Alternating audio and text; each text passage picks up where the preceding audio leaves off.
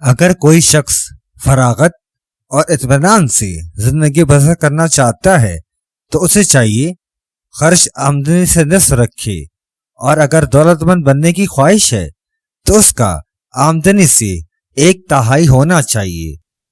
ہمارے کھانے کا مقصد زندگی کا قائم رکھنا ہے، نہ کہ زندگی کی غرض صرف کھائے چلے جانا ہے۔ دنیا عاقل کی موت پر اور جاہل کی زندگی پر ہمیشہ آنسو بہاتی ہے۔ انسانی زندگی بغیر محبت، عمل اور عقل کی حیوانیت ہے۔ اگر تمہیں زندگی سے محبت ہے تو وقت سے محبت کرو، بادل کی طرح رہو جو پھولوں پر ہی نہیں کانٹوں پر بھی برستا ہے۔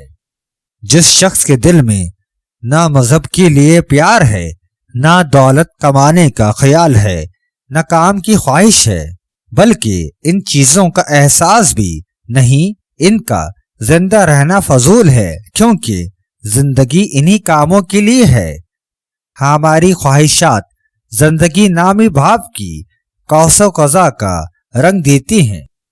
انسانی زندگی چند روزہ ہے، لیکن اس کی ذمہ داری بنسبت موت کے کئی حصے زیادہ ہے۔ سچا آدمی سچائی کی بدولت اس مرتبے کو پہنچ جاتا ہے جسے جھوٹا آدمی مکر و حیلہ سے نہیں پا سکتا۔ وہ شخص جھوٹا نہیں ہے جو لوگوں کے درمیان صلح پیدا کرتا ہے، اچھی بات کہتا ہے اور اچھی بات پہنچاتا ہے۔ سچائیاں پتوں کی طرح بے انتہا ہیں جن کا شمار کرنا انسانی عقل کے بس کی بات نہیں ہے۔ جھوٹ جائز نہیں ہے، لیکن شر کو ختم کرنے کے لیے جھوٹ بول دینا جائز ہے۔